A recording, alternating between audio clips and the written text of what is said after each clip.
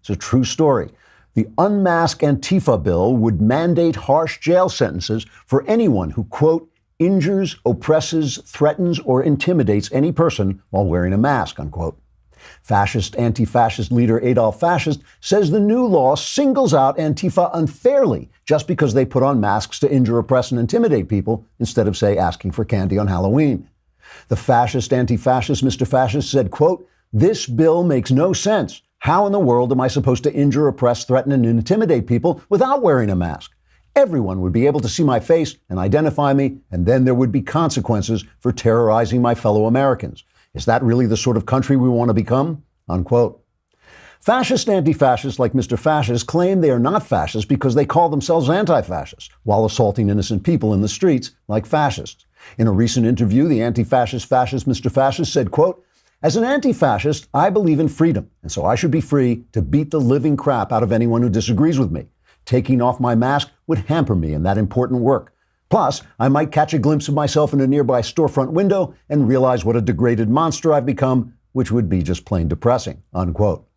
The Unmasked Antifa bill was proposed by 3 Republicans who brought the bill into Congress, where Democrats responded by putting on masks and beating them up.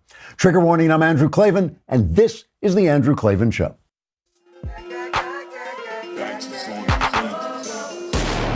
This is The Klavan Show. Hunkity dunkity. This is The Klavan Show. Tickety boo. This is The Klavan Show. Birds they be singing, yo. Also be winging, yo. No ease in Klavan, though. This is The Klavan Show. Tickety boo. Hunkity dunkity.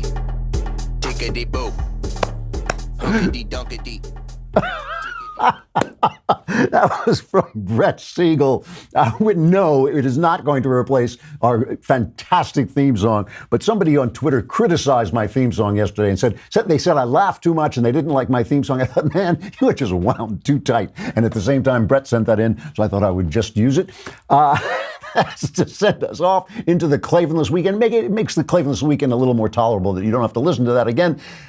YouTube has been manipulating the subscription feed to curate your choices, which means that users may not be notified if a channel goes live, even if you subscribe to our channel. So in order to make sure you receive notifications for our live videos, you should not only subscribe to Daily Wire on YouTube, but also ring the little bell so you know when we post new content. Also, you want to watch out for the conversation that's coming up next Tuesday, July 17th at 5:30 p.m. Eastern, 2:30 p.m. Pacific. I will answer your questions, moderated by our lovely host, Alicia Krause, who has agreed to waive the restraining order so I can sit close to her. The Q&A will stream live. I wonder, is Alicia annoyed by these jokes? She hasn't said it. I talked to her yesterday. She didn't say anything. The Q&A will stream live on YouTube and Facebook for everyone to watch, but only subscribers can ask me questions over at dailywire.com. Check out the pinned comments on this video for more information. Once again, subscribe to get your questions answered by me, Andrew Klavan, on Tuesday, July 17th at 5:30 p.m. Eastern, 2:30 p.m. Pacific, and join the conversation. I'm a disgusting human. I'm just degraded. I don't even know how. You know, we got Matt Walsh coming on later with his globes. I think Matt is bringing his globes because they make him look so intelligent. But there are a lot of stuff I want to talk to him about, but especially about Roe v. Wade and the abortion controversy. He's really interesting on that topic. Meanwhile, summer is upon us, and you know what that means: barbecues and bugs. They are all over the place, the bugs, and you got to get yourself a Dynatrap. This thing is so effective, and it's also clean. Dynatrap is the leading manufacturer of outdoor mosquito and insect traps, and they've just come out with the indoor Dynatrap Flylight. I tried this. I put it up. It's very unobtrusive. You put it up against the wall, and you'll find every pest in it. Nancy Pelosi, I think I caught one day, and a couple of other Democrat politicians. It really is useful, and will clean the place out. Visit Dynatrap. That's DYNATRAP.com. Enter the promo code DailyWire and receive 15% off any of their products. That's dynatrap.com, dynatrap.com, and enter Daily Wire. It is a safe, silent, and simple solution to household insect control, and it really does. It collects them. It's so easy to clean. You just pull the thing out, and they are gone, and hopefully you can get rid of half of Congress that way. All right, so we're watching, it really is interesting. We're watching these battle lines being drawn, but they're not the battle lines that people tell us that they are, especially the press, because the press is left-wing. So they tell us, oh, this is about, they're being drawn overseas, they're being drawn in Congress, they're being drawn in the Supreme Court. And it's especially true of this kind of amorphous deep state they are being drawn over.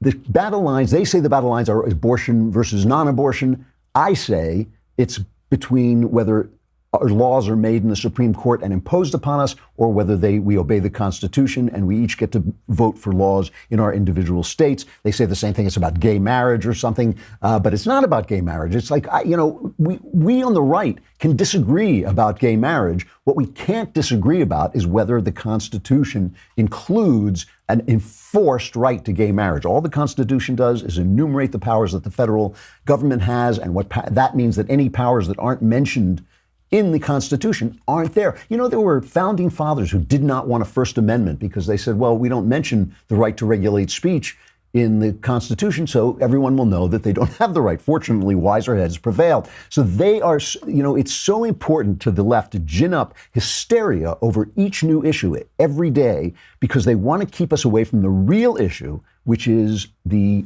structure of freedom, which is set out by the Constitution. The enumerated powers, the separation of powers, the rule of law, all of these things they want to override because it's always an emergency. Remember, Rahm Emanuel said, don't let an emergency go to waste. That's what he meant. What he meant was never let an emergency go to waste because you can use the hysteria that you gin up to override the Constitution, override the rules to freedom. And, I was talking, I think it was earlier this week, about the fact that socialism, even if it worked, which it never does, it kills innovation, it kills freedom, it kills everything. But even if it worked, it would be slavery because they take away the fruits of your labor. They decide how to spend your money. Why do they own your time? Why does the state own your time, which you use to create property and money? But it also, because it violates freedom, it degrades people and it twists people. There was a piece in the Wall Street Journal this morning. I wish everybody could read this, by Erica Commissar, a psychoanalyst. She's the author of Being There, Why Prioritizing Motherhood in the First 3 Years Matters, which it really does, by the way. I mean, all these women who have babies and then go right back to work, I think they're making a big mistake, both for their own lives and for the life of their children. I think they should be free to make that mistake, but there it is.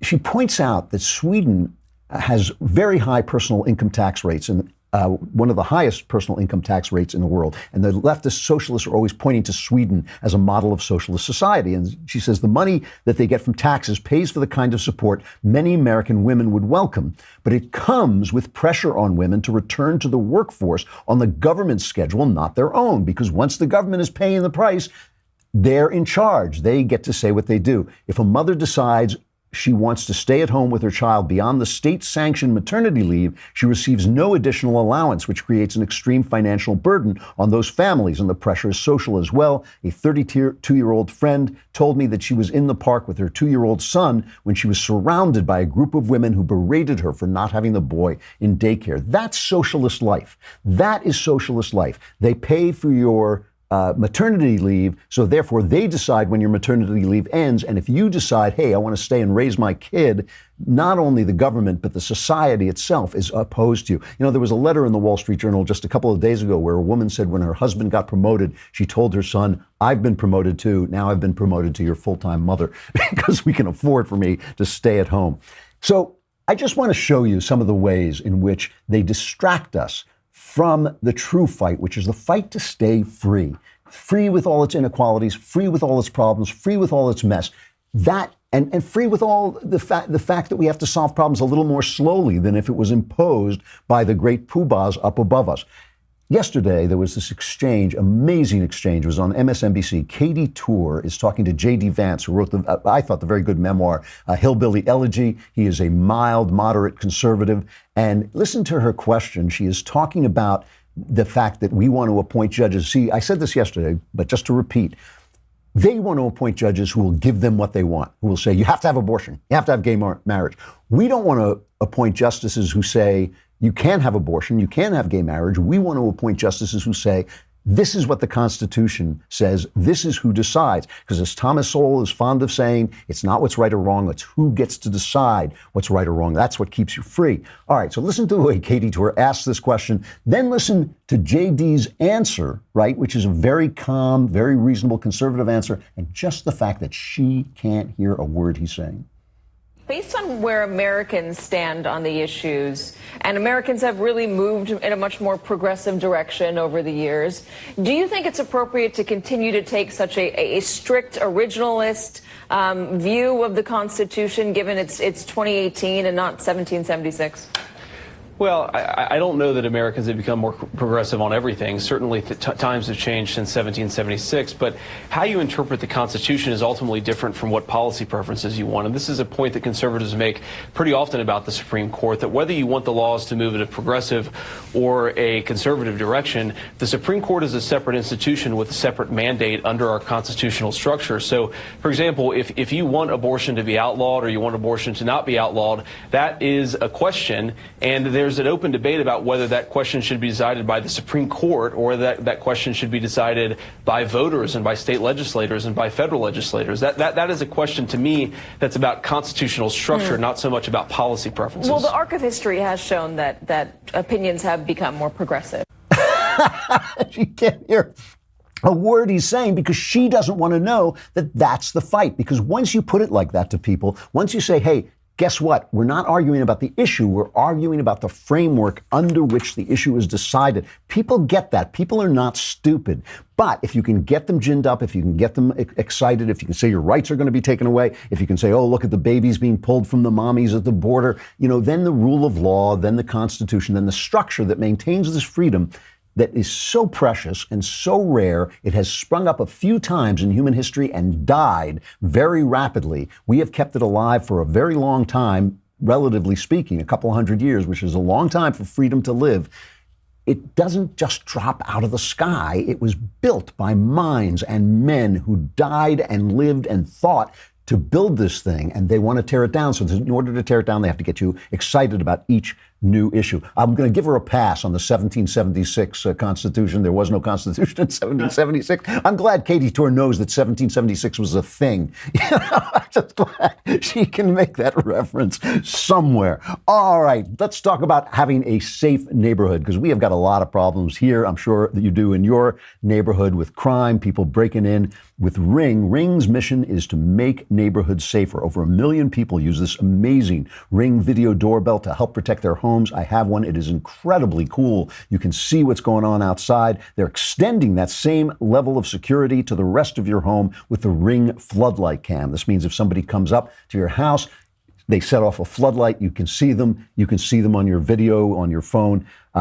Just like Ring's amazing doorbell, floodlight cam is a motion-activated camera and floodlight that connects right to your phone with HD video and two-way audio that lets you know the moment anyone steps on your property. You can save up to $150 off a Ring of Security kit when you go to ring.com/Klavan. Ring.com/Klavan. Ring.com/Klavan. It really is the ultimate in home security with high visibility floodlights and the powerful HD camera right on your phone so you can catch them in the act and chase them off. But really the question is, how do you spell Klavan? You should check our sponsors. You'll love what you'll be saving. But you must remember there are no E's in Klavan. There's jobs and flowers, crates and wine, and all the folks are raving. But you have to spell it right. There are no E's in Klavan. There's stamps and sheets and mattresses. There's magazines and shaving. But if you want the discount, there are no E's in Klavan. Well, you can even have them bring the meals that you are craving. There is an E in Andrew, but there are no E's in Klavan. Are no E's in Klavan. Klavan, there are no E's in Klavan. I love that song. It's kind of like the national anthem, isn't it? It just hits you right here.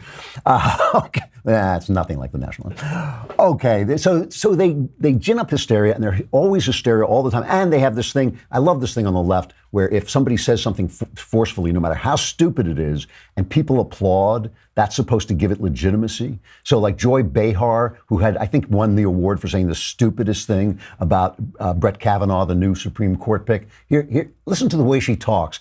She is saying something so stupid, so ungrounded in fact, but the fact she says it forcefully and people applaud is supposed to mean something. Why would a president who's under investigation by the FBI for obstruction of justice and collusion be allowed to pick a Supreme Court justice who will be there? I'll be dead. There are many people in this room who will still be alive and need abortions and what have you, need health care. How dare he be allowed to do this when he is under investigation? How dare the president be allowed to fulfill his constitutional right and duty when they are creating a false narrative? I don't even know what she's saying, but how dare he? As long as she says how dare he and they applaud. So then listen to the stuff they're talking about. Some of this stuff is actually kind of scary, and we're going to talk to Matt Walsh about this when he comes on the show later on, about this kind of this division, how powerful the division is between the left and sane people, the division between the left and people who see reality. This is on CNN. An ex-CIA agent is on CNN, and listen to the way she talks. She had put out a tweet saying the republic is burning. And listen to her. This is a former member of the deep state, and this is the way the people in the deep state are thinking. Now what we're seeing is how weak these institutions are when it comes up against authoritarian measures. So the institutions themselves aren't built for this. And our democracy is fragile enough right now, I think, because of the erosion that's happened, that we're starting to see and not feel quite as impactfully as we should some of the things that authoritarians have typically done throughout the years. So, for instance, we have two branches of power, executive branch and Congress, who we were hoping would not act in their self-interest. That doesn't appear to be the case at this point. So we're still relying upon the Supreme Court to be able to do that. And that, is going to be determined by what happens with when Kennedy retires. But for me, it's really just about seeing how D.C. has changed and the evolution of D.C. since I've left the CIA. And what has happened with all of these institutions and how easy it is for Trump to denigrate them just through a tweet and continually attacking these institutions. Yeah. That, to me, is hugely problematic. And I just feel like we're not seeing the sense of urgency in all of this that we need to at this point. So her tweet says the republic is burning. This is not hyperbole. She's talking about tweets. How is it not hyperbole? How is it not hyperbole? What is she talking about? The democratic institutions, she says, are not strong enough to withstand that. And Kirsten Powers, who is a smart woman, she's an intelligent woman, she picks this up. She picks this hysteria up because the issues are more important to them than the structure that preserves the freedom under which we decide these issues. Listen, I'm shocked that Kirsten Powers on this. Listen to her. This is what happens in every country before the fall, where some people say people are being alarmist, everybody's overreacting. When things are starting to crumble, people literally say our institutions are too strong, they can, stand up against this. And the fact of the matter is the first institution that goes is the media. Mm-hmm. And that's the first institution that Donald Trump is trying to tear apart, and talks about the media being the enemy of the people, which is authoritarian speak, and has Republicans now parroting this, constantly about fake news and how you can't trust anybody in the media. It's literally like out of Vladimir Putin's playbook. I mean, this is, when Scott was saying, well, this isn't, we don't want what Vladimir Putin wants. Well, we who? Donald Trump seems to very much want what Vladimir Putin wants. He acts exactly like Vladimir Putin. The whole government by spectacle, that's something that, that Putin did, where you just create everything as a spectacle to the point that nobody can trust anything anymore. And so they just tune out. First of all, this is amazing. She feels that being criticized. I mean, what has Trump done? When has he silenced her? How is her? If she were living in a dangerous, she would be in danger. She would be, they would be trying to shut her down. All Trump has done is fought back against the constant bias of stations like CNN, and suddenly that's the hysteria. That's where our government is going to fall. And when there's this thing with Russia is starting to make me a little crazy, because she says he wants exactly what Russia. He's over in Brussels telling Germany to ditch this $11 billion pipeline. Without that pipeline, without his oil, Vladimir Putin is sitting on a corner on 52nd Street with a tin cup. I mean, what are they talking about? Donald Trump is, it's funny. To me, if you want to find a threat against the Republic, how about the fact that Lisa Page, the FBI lawyer, or as Trump called her in a tweet, the layer, he left out the W because she was, I don't know if he did this on purpose, but because she was messing around with Peter Strzok. She refused to show up for a subpoena. She just did it before the House. I don't want it. I'm in the deep state, man. I outrank it. I don't have to show up for, Strzok is out on Capitol Hill now testifying, and he was saying, I would never, just because I said we've got to stop Trump, just because I said we had a backup plan, just because I said, don't worry, I'm going to stop this. I won't let this happen. That doesn't, I am trained. I am a trained FBI agent. Trust me. This is the guy, by the way, who also vowed, he's sworn to tell the truth, but he also vowed he would be faithful to his wife. So I don't know why we should trust him at all. If you want to find a threat, I mean, that's the kind of threat that worries me. I don't hear these people naming one thing, not one thing that Trump has done, except tweet.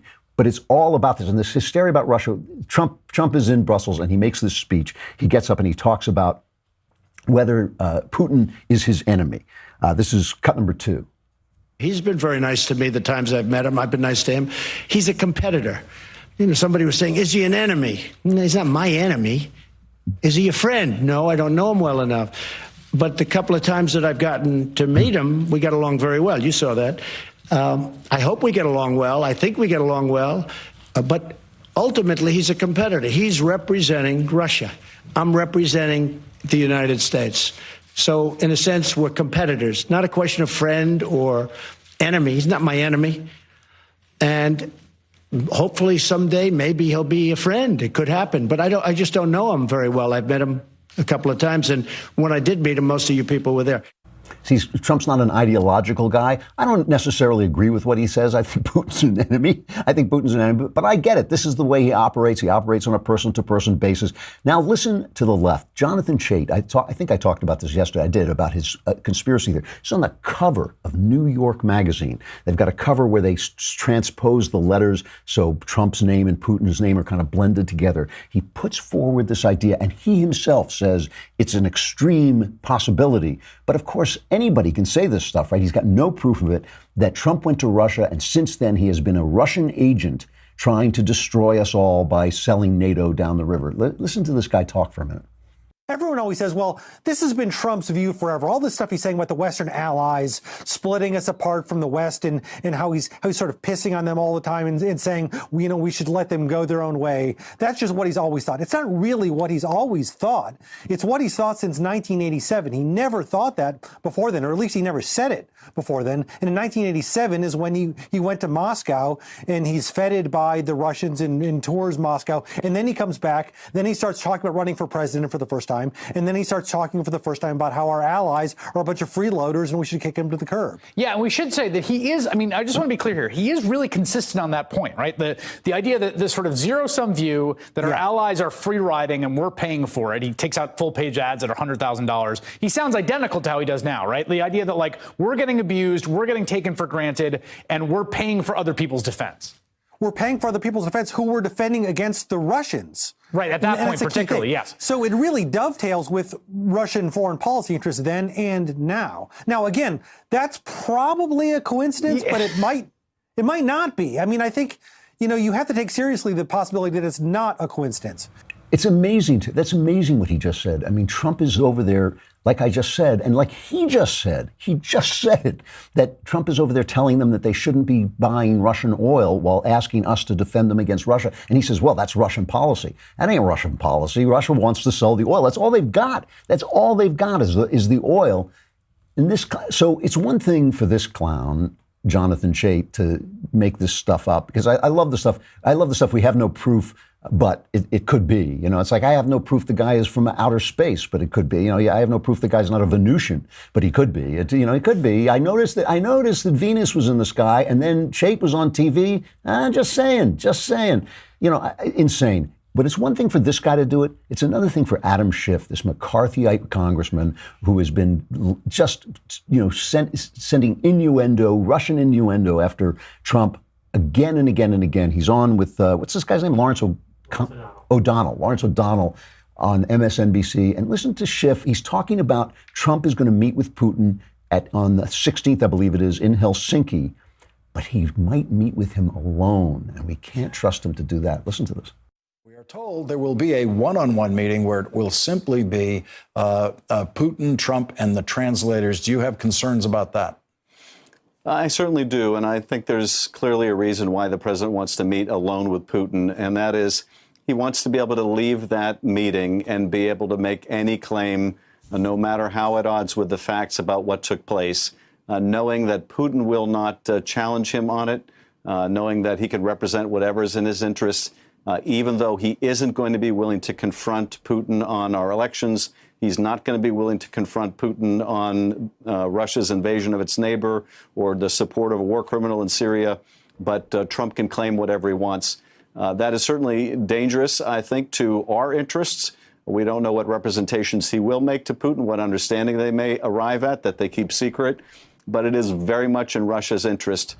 Something about that bland little smile on his face, I just find it incredibly sinister that he's sitting there telling us we can't trust the President of the United States to sit down in a room alone with Vladimir Putin because what's he going to, that's where they pass the radioactive secret. I don't know what the hell he's talking about. But I mean, this guy's a congressman and a powerful congressman. It is amazing. It is amazing to me that he is sitting there on television saying this. But this is it. It's silence, shut people up. Emotionalism, conspiracy, panic, anything they can do to distract you from the fact that we're in a battle, we are in a conflict, but the conflict is not what they say it is. It is not between, what the left wants and what the right wants. It's between what the left wants and a system of government that has lasted over 200 years for a change that has kept us free. That's what we're trying to preserve. I'm willing to lose and win under a system of freedom. I'm willing to lose even on issues that I hold incredibly dear, even on issues that are incredibly important to me, I'm willing to lose if I am free to speak, to fight, to vote. When they got 5 guys at the Supreme Court just decreeing that this is how I'm going to live, not so much. And by the way, we'll talk about this more with Matt Walsh. We're going to stay on, but please come on over to the Daily Wire and subscribe for a lousy $10 a month or $100 for a year. You get to listen to me, Ben, maybe Knowles, I don't know, but also Walsh. Matt Walsh, I have no idea who this guy is, but they wanted to. No. I am actually a really interesting fan of Matt's because I don't always agree with him. In fact, sometimes I am very powerfully disagree with him, but I always admire him. He's known through his writing, podcasts, and speeches as a fierce and articulate defender of truth, moral values, religious liberty, and the Christian faith. You can find him here on the Daily Wire, and his podcast is also on Daily Wire's YouTube channel, Facebook page, and iTunes. And follow him on Twitter at Matt Walsh Blog. Matt, WALSH blog. Matt, how you doing? Good, Drew. Thanks for having me on. Oh, it's a pleasure. To be here. I'm really glad to talk to you, and congratulations on your Globe. It makes you look very intelligent. Thank you. In fact, I forgot. I don't know if you can see that. There it is. Yes. Put it right there. Yes, you look more intelligent, even just lifting that up made you look much more intelligent. I know. Thank you. So I have to tell you, I read your stuff all the time, and I find your point of view incredibly bracing because I'm a much more lax in my devotion to some Christian doctrine than you are, and I have to hold myself up to your opinions and see sometimes if I agree with you. But let us start with something we agree with, which is abortion. And with Kavanaugh, the left is going through its usual panic. We're going to lose Roe v. Wade. We're going to lose everything. And this Tomi Lahren, is that how we pronounce her name? Tomi Lahren had this. Do we have a cut of her? We do. Can we play it? Let's just play what Tomi Lahren said about the Supreme Court and Roe v. Wade. My problem is with some of my fellow conservatives who have put it out there that we are, quote, coming for Roe v. Wade. That is a mistake, because we are putting it out there and implying that we are sending a justice to the bench to carry out religious judicial activism, which is a mistake and is unconstitutional. And if we as conservatives are going to imply that, if that's going to be our messaging, we might as well spit on the Constitution. That is not what we stand for. If we are not going to uphold the Constitution on its merit, who will? That is up to us to do. So that my real problem here, regardless of my views on abortion, pro-life, pro-choice, is the messaging of our Supreme Court justice and how he will handle Roe v. Wade if it comes to that point. Okay, I don't want to coax you into a battle of wits with an unarmed woman, but tell me what's wrong with that point of view. Oh, what's wrong with it? I mean, do you have 6 or 7 hours I can get into it? I mean, what she just said is Nancy Pelosi level leftist garbage. I mean, and when I say Nancy Pelosi level, I mean in how progressive and extreme it is, and also how lazy and frankly stupid that talking point is. It's spitting on the Constitution to overturn Roe v. Wade. Now, we also, I don't know if Tommy understands this, but we have to be able to in some ways separate the discussion of Roe v. Wade from the discussion of abortion itself.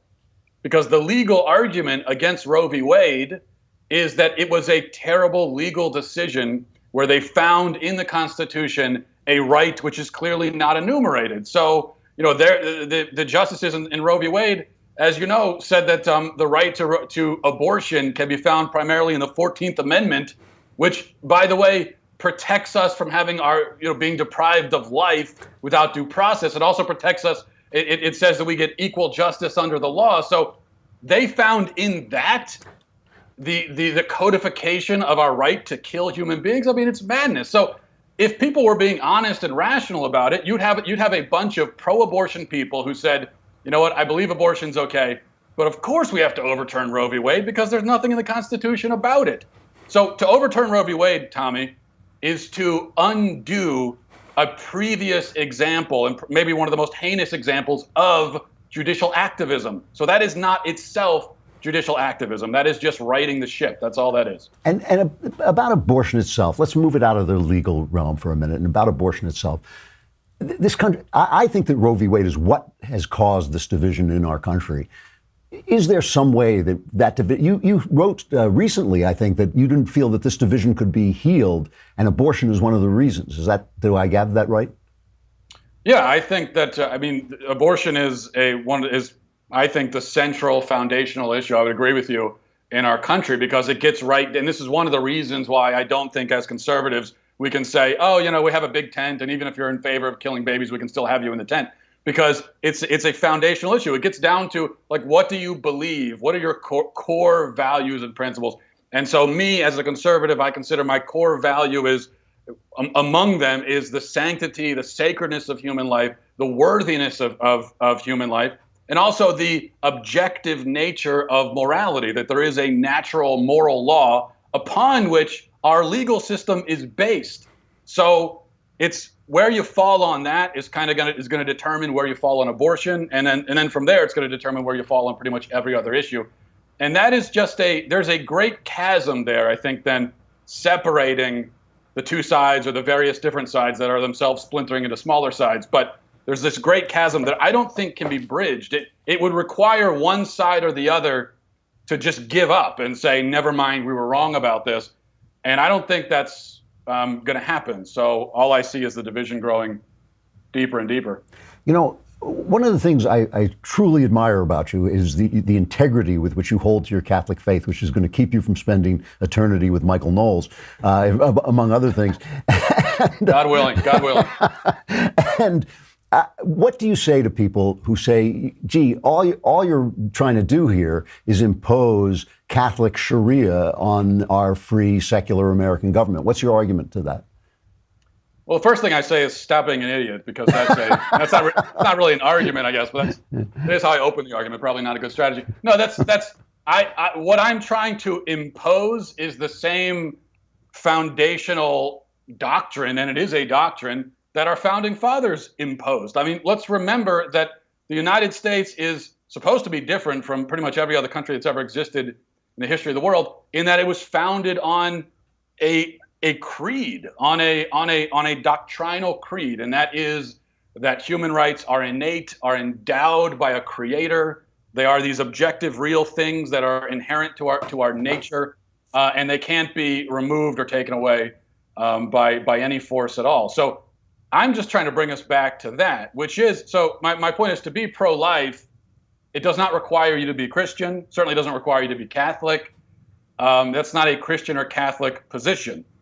But it is, in some ways, it's a scientific position. It's a position of, well, these are human beings. That's a biological fact. But it's also kind of a spiritual position in that I'm saying human beings have worth and value. And I admit that that is a spiritual conviction. But it is the same spiritual conviction upon which America itself is founded. Yeah, that's an excellent argument. All right, so let's move on to something where I always disagree with you. Whenever I read your pieces about the arts are all in all to me. I mean, they're the two things I love in life are walking in the forest and enjoying the arts, and those are places where I feel like I am actually in the presence of God.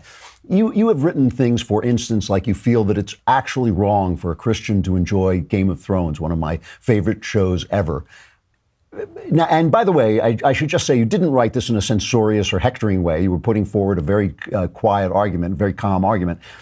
But isn't there something about the arts that is supposed to show us all of life? Is art supposed to be limited to only the nice and only the good and the beautiful?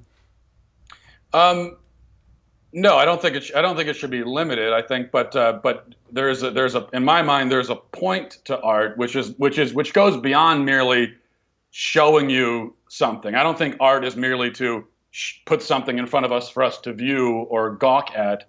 I do think that all art is supposed to lift us up to some greater truth and to beauty, which is not to say that all art must itself be pleasant to look upon, but it should bring us closer to some truth. That's my fundamental belief about art. And my problem is that so much of, and I agree that television shows, movies, all that can be art, but much of it, the vast majority of it, in my view, is not designed with that purpose in mind, and it does not have that effect. Instead, it brings you down into the muck, into the dirt. It's designed so you could gawk at whatever nudity and grotesque violence or whatever else. And I think also a lot of art these days is also just kind of, it brings you down into kind of misery and despair, and then just leaves you there. It just says, all right, well, see you later, and leaves you there in the despair.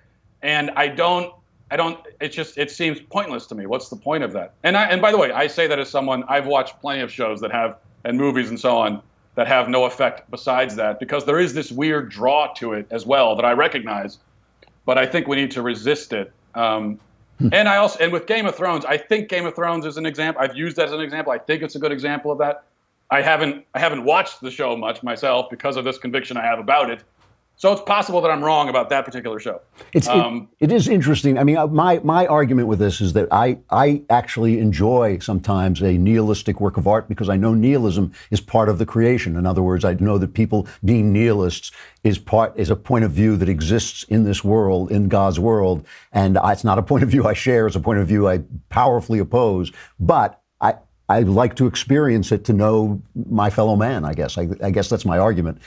With Game of Thrones, it is funny because part of it is so exploitative and debased that it gets in the way of some of the things that are brilliant about it. So I see that point. Here's the last thing I want to ask you about, and this will really get you. I've been having I'm an Episcopalian, which is Catholic light.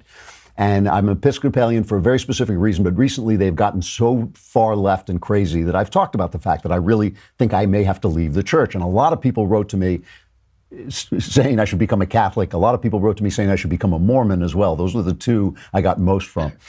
Yeah. My problem with Catholicism, I'm going to put it in front of you and see what your response to this is. I feel that in the last analysis, my prayerful reading of Scripture, along with being informed by great theology. I'm a big Pope Benedict XVI fan, so I read his theology and I compare what I'm thinking. But ultimately, my conscience has to rule over the authority of the church. Why is that wrong? I think that you do have to follow your conscience in the end, and that if you're, the distinction here is that there are things that are objectively wrong. I guess you would agree, right? That there are things that are objectively wrong and objectively right. And you could do, now theoretically, if you really feel your conscience is calling you to do a certain thing, and it turns out that that thing is objectively wrong in the end, my belief, and also the Catholic belief, if you like, is that you did an objectively wrong thing, but your moral guilt would be severely mitigated in the eyes of God because you really thought that you were following your conscience. So I guess that's kind of the interplay between the authority of not just the church, but Scripture and your own conscience. Because when you talk about, well, you got to follow your conscience, well, there's also, you got to follow your conscience as opposed to the church. Well, then there's also Scripture as well. So, what if Scripture tells you do X, Y, Z, but you really feel your conscience taking you another direction? So you're going to run into that even without the church. You could still theoretically run into that confusion. Go ahead. Sorry. Well, is that something that if that happened to you, if you said, I've really prayed on this, I've thought about it, I've read Scripture, and I disagree with the church on this important issue, what would you do then? I would recognize, ideally, if I'm doing the right thing, I would recognize that my own understanding is flawed. I'm a limited person. I have my own biases, my own temptations, and I would recognize that it's flawed, and I have to conform myself with this higher truth. The same as if I read something in Scripture. If I read, Jesus said a lot of very challenging things, and I might read some of those things and say, "Wow, I don't know if I can do that. It just doesn't make total sense to me." But I also realize that I have to humble myself to this authority and follow it, even if it doesn't make sense to me. And that, I would submit, in the end, is what faith is all about. It's about, walking forward to the light, even when you don't quite understand everything around you. And that's what it means to be a Christian, I think. Matt Walsh, the host of the Matt Walsh Show here on the Daily Wire. It is great to talk to you. I love listening to you. I love reading your stuff. And I hope you come back. We'll talk again. Yeah, I enjoyed it. Thanks a lot. Thanks a lot, Matt. Really good. You can just get Matt right here, right? Yeah. Daily Wire. See, you're not even subscribing. If you're not subscribing, what are you doing? Look at your wallet. Look at that $10. What are you doing with that $10? Nothing. Give it to us, and we'll give you everything. We'll give you entertainment endlessly. All right, it's time for Stuff I Like. It's time for Klavan on the mic with Stuff I Like. Oh, I love that. That was great. Jess Whited. Excellent. All right. At some point, we're going to have to pick one of these, right? I guess so. One day. Yeah, one day. Right. Babylon Berlin. Really liked it. Watched the whole thing. It is a German television show based on a novel by Volker Kutscher, which I will definitely read. It's based on a series of novels. It takes place in Weimar, Berlin. So we know that these people are doomed, right? We know that the Nazis are on the way, but the Nazis are mentioned once, I think, in the 6th episode because they're really dealing with the communists so far. And it is, the world of cabaret I was talking about last week, I think, was Stuff I Like. First of all, let me tell you what's great. The atmosphere is great. It has this song. I love the song. This is the theme song. Let's play the theme song. It's this kind of German, despairing, existential, angst-ridden music to which all the flappers are dancing happily. Here's a little cut of that. Zu Staub, dem Licht geraubt, doch noch nicht jetzt. Wunder warten. Doch noch nicht jetzt. Wunder warten bis zuletzt.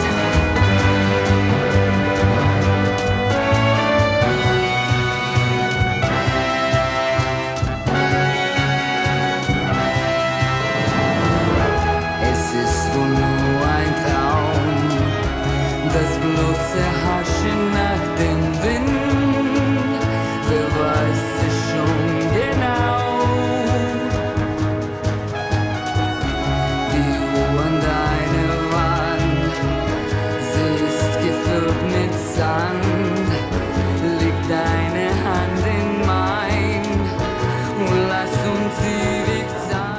to ashes to straw, it means to ashes and to dust. Everybody's dancing happily, but they're going to ashes and to dust. This song got caught in my head, so I kept singing it, but I don't know any German, so I was making up double talking. I was just going on,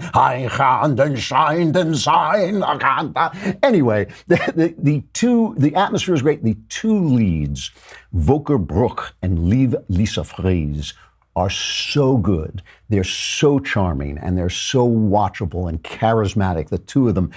Brooke plays this police detective, Gerian Rath, who is sent from Cologne, which is a kind of provincial little town, to Berlin in pursuit of really on a political mission, and he gets wrapped up in homicide in this great big case about stolen communist gold. And Liv Lisa Fries plays this kind of she's actually a prostitute. She's a flapper. She's sinking into prostitution, but she starts to pretend that she's a cop, basically, and she starts to worm her way into the police force. They meet cute in one of the great meet cute scenes I've ever seen, where the two of them, she is filing homicide pictures, and he's on Vice, so he's got all these photographs of terrible, just S&M, disgusting sexual stuff, and they bump into each other, and their photographs fall together, and they have to sort out the corpses from the guys dressed up in iron leather masks, and when they finish sorting them out, he turns to her and he says, "I hope you're in homicide." And she says, "I hope you're in Vice." They walk away. Really good stuff.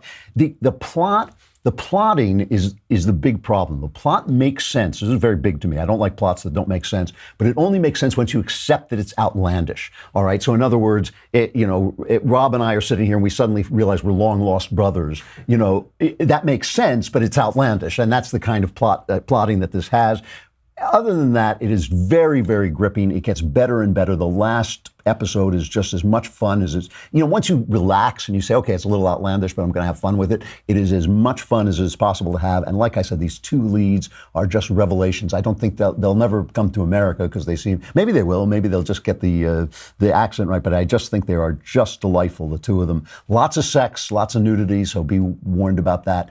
But just a really, really entertaining show. Oh, and the one other thing you should be warned about, a little soft on the commies, because they get the Stalinist commies. They know they're the bad guys, but the Trotskyist commies are kind of the good guys a little bit, not so much. All right, the Klavanless weekend is upon us. I am sad to say I must leave you for a few days, but try to stay alive. Hide under the bed. That's all you do. Spend your weekends hiding under the bed. If you survive, we will be back here again on Monday. I'm Andrew Klavan. This is the Andrew Klavan Show, and here is the Kingston Trio with a lovely song, Long Time Blues. Waiting for the dawn, waiting for a girl, a long time gone, long time gone. There's a lonesome sound. Long time blues is a hard way down. Walking by the river, walking in the rain, down by the depot, waiting for the train. Long time gone is the evening train. Long time blues is aching pain. Long time blues is an aching pain. Listen to the sparrow.